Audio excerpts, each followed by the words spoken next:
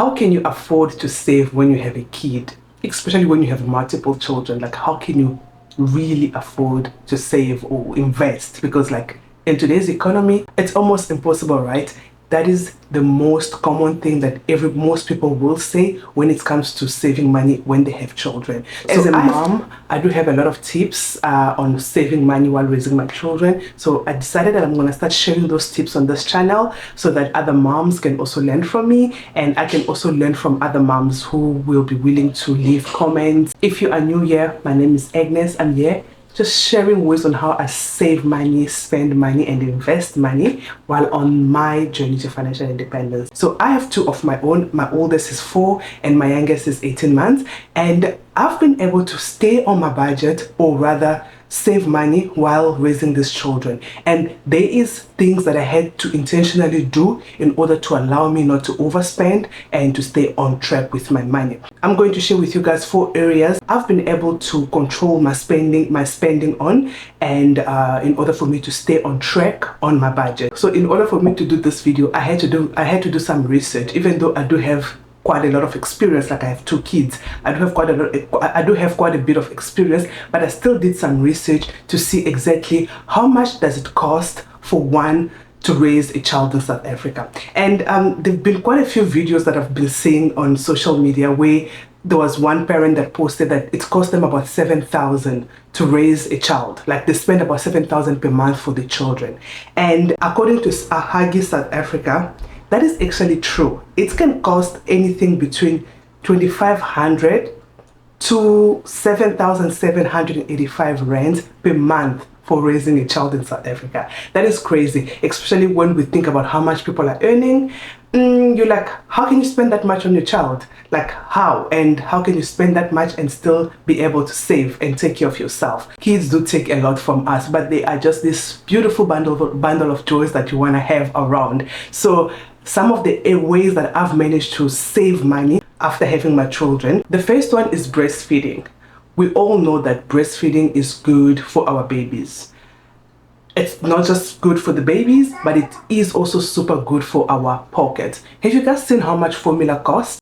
Like if I look at on this Haggie's website, on this article, okay, they didn't give a clear specification of how much formula cost, but we all know like that big tin of like Nan or one of those gold is the most popular one. It's way above 200 rand, and depending on how much your child is taking, they can go through more than 1 tin every single month. So we have this ability to breastfeed our children. I do acknowledge that some people cannot breastfeed their children, but a lot more people can. And I find parents refusing to breastfeed their children simply because maybe they had a bad experience, or they just don't want to try, or people have so many reasons as to why they don't want to breastfeed. But personally, I breastfed both my children exclusively. I have been able to save so much money just by not buying milk.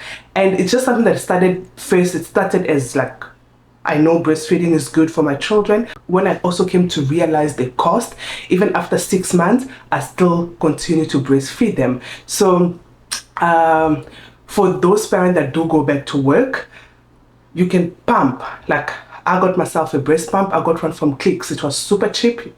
It's a hand pump. It takes a lot of work, but it did get the job done. This video is not about the benefit of breastfeeding, but we can all agree that breastfeeding your child is good for them, good for you, and good for your pocket. Number 2, this is when it comes to food. So like depending on how on what age you introduce solid to your child, I start between 5 to 6 months, and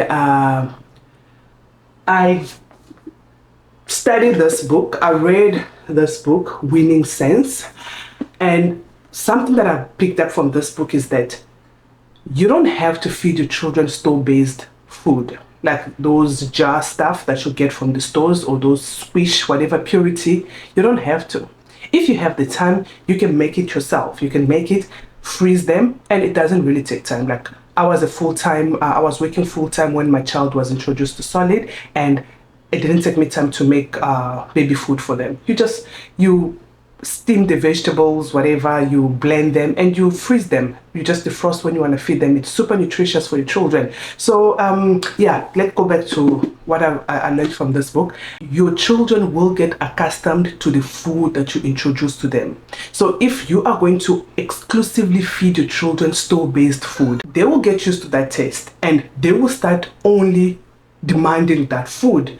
Whereas if you can start introducing them to the food that you're eating, you don't have to give a 6-month-old a whole chicken thigh. You can blend it, you can puree it, you can just make it soft for them, but they will get used to that home cooked meal, and as they're growing, that will be the food that they would want. So I see parents spend so much money on store-based food, and the thing is, when they give their children those stuff that comes in the jar, let's say for example the child might even eat half of it and then the rest goes to waste, and waste is also a big one. Why are you wasting food, especially baby food? Because it's so expensive. Why are you wasting it in this economy? Something that has really helped my budget is introducing my children to the food that I eat.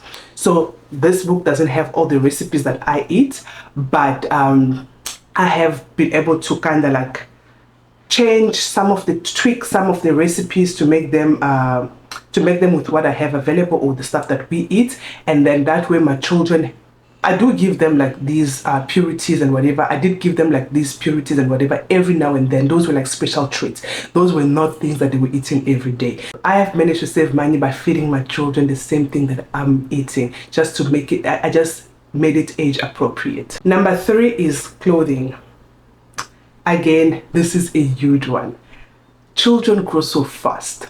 Like, you buy clothes that will fit them today, 2 months later they don't fit them anymore, and now you have to replace. So I was super fortunate enough with my first child. I got handed over so much clothes from one of my good friends, and I didn't literally, like, I didn't have to buy any single thing for my child because I got everything that I needed for my friend. So already that gave me, that kind of like helped shift my mindset. Like with my second child, I also did the same thing. I bought stuff secondhand wherever I could.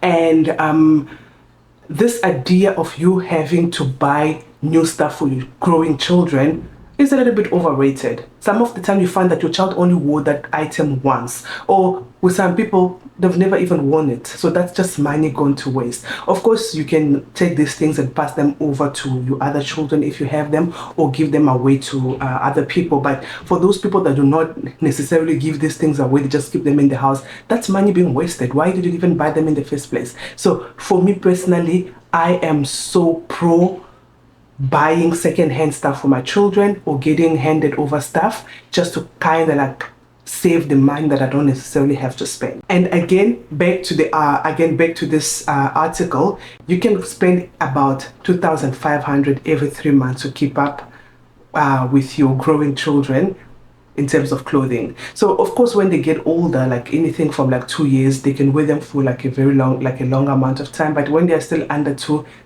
these human beings grow so fast, and like you just can't keep up. You always have to keep on replacing those clothing items. So secondhand has helped me big time. The next thing is diapers. This is a big one. So this is diapers and wipes and bum cream and everything. They fall under this category. So like with diapers, the article says that you spend about 300 Rand a month for diapers, but that is not really true. I know if there's any mom that is watching this, they will know that 300 is very little for diapers, because you can go through like almost 2 packs per month. In terms of diapers, I get reusable diapers. So this is what they look like.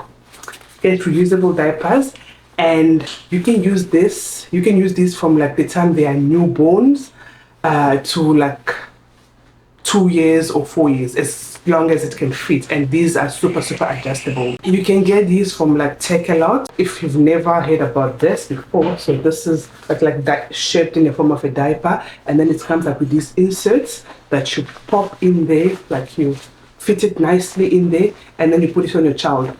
Once it's soiled, you just take it off, wash it, and reuse it. Like, I have been able to save so much money by just using these. They do cost a little bit more, but that's just like a once-off price that you pay.